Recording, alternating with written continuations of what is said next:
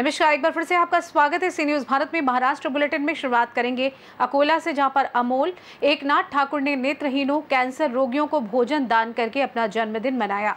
और साथ ही बात होगी नांदेड़ की, जहां शमशान भूमि की जगह को लेकर दो गाँव में हुआ विवाद। ऐसी तमाम खबरों पर करेंगे विस्तार से चर्चा। मुंबई स्थित श्री गाडगे महाराज धर्मशाला के मुख्य प्रबंधक अमोल एकनाथ ठाकुर ने धर्मशाला में अपना जन्मदिन मनाया।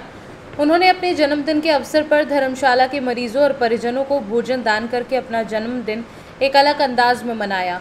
इस जन्मदिन की चर्चा ये है कि अगर समाज के दानी लोग इस धर्मशाला में आकर अपना या अपने बच्चों का जन्मदिन मनाएं तो उन्हें मरीजों की सेवा करने का अवसर मिलेगा। इस अवसर पर भाईखला स्थित धर्मशाला में ठाकुर परिवार द्वारा सभी मरीजों और परिजनों को मिठाई और भोजन कराया गया। इस अवसर पर स्वयं सहायता रोगी कल्याण समिति के अध्यक्ष प्रताप तायड़े और नांदेड़ जिले के हाटगांव से विधायक बापू राव कदम कोहिलीकर के पुत्र डॉक्टर विवेक कोहिलीकर ने बच्चू कडू का सम्मान किया। अकोला से कैमरा पर्सन नरेंद्र वाडोनकर के साथ धनराज सबकाल की रिपोर्ट। धर्माबाद तहसील के मनूर और संगम गांव के बीच शमशान भूमि को लेकर विवाद खड़ा हो गया। मनूर गांव में शमशान भूमि की जगह न होने के कारण एक मृत व्यक्ति का अंतिम संस्कार नहीं हो पा रहा था।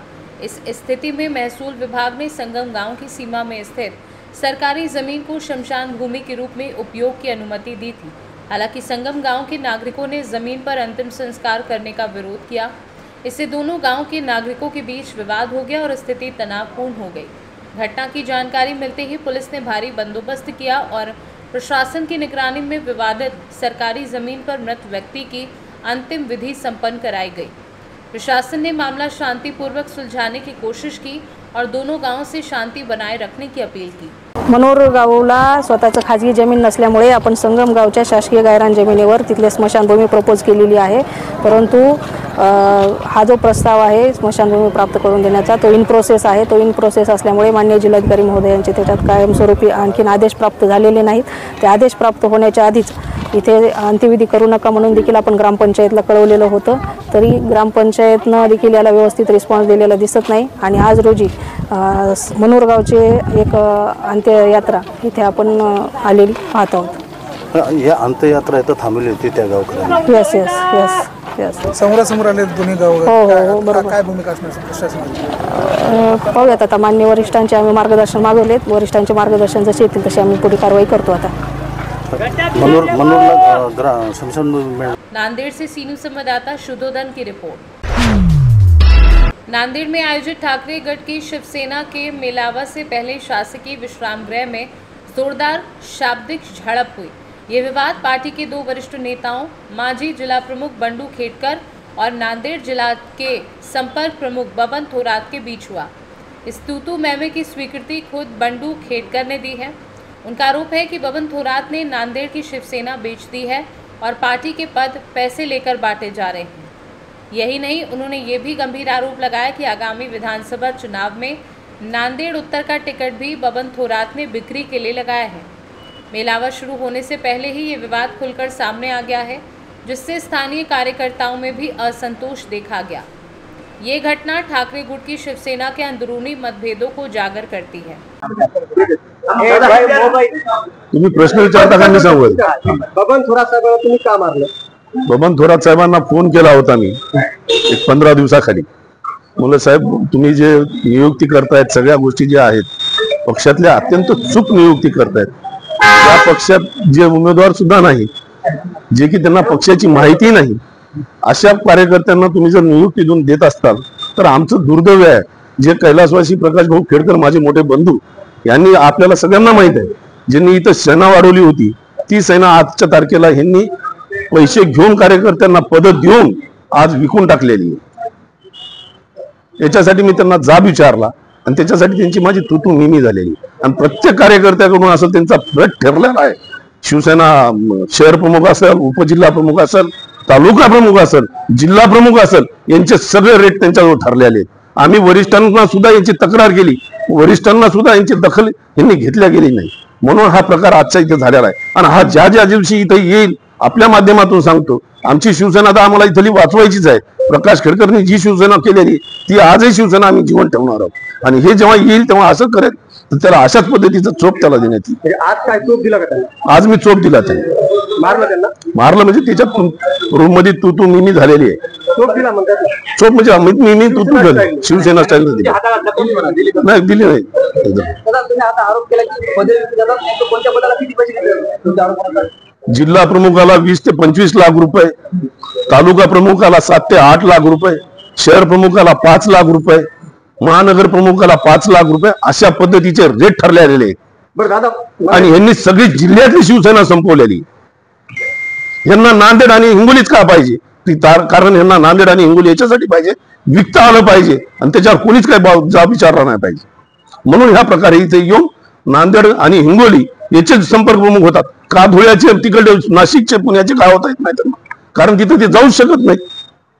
तिथले शिवसैनिक येऊच देत नाहीत जवळ. त्याचं कारण ते आहे.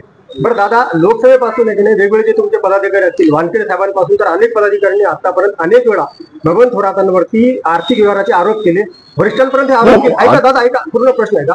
मग वरिष्ठ का कारवाई करत नाही त्यांच्यावरती? वरिष्ठ कारवाई करत नाही म्हणून आता हा प्रकार जो झाला, तर आता ते वरिष्ठांना सुद्धा लक्षात येईल की आता हा प्रकार जे आहे तो शिवसैनिकांच्या हाणामारीपर्यंत गेलेला आहे. म्हणून ते एक तर त्यांच्यावर तरी कारवाई करतील किंवा आमच्यावर कारवाई करतील, दोघांमधून एकावर कारवाई करतील. विधानसभेला त्यांनी बिफॉर्म विकला नांदेड उत्तरचा असं त्यांच्यावर मग मी आता कार्यकर्त्यांना तेच सांगितलं, हे उद्धव साहेब आमच्याकडे झाड पाठवते लावायला, आम्ही झाड लावतो, 5 वर्ष त्याचं सगळं हे करतो, झाडात लहानाचं मोठं करतो. ज्या दिवशी फळ येईल त्या दिवशी असे चोर येतात आणि त्या चोर एखाद्या हेला आणतो गुंडाला आणि त्याच्यात ते खायला त्याला देतो. म्हणजे याचा अर्थ जे झाला, आम्ही कष्ट करायचे आणि यांनी इथे येऊन विकायचं, हा प्रकार झालेला आहे. त्याचा मी जबाब आज विचारला. त्या दिवशीपासून मी त्यांना फोन करतो, साहेब तुम्ही असं का केला, कशासाठी केलं? नांदेडचे नागरिक आम्हाला विचारतायत, नांदेडचे प्रतिष्ठित व्यापारी आम्हाला विचारतायत, नांदेडचे वार्डामधले नागरिक चांगले व्यापारी सुद्धा आम्हाला विचारतात याचा प्रश्न.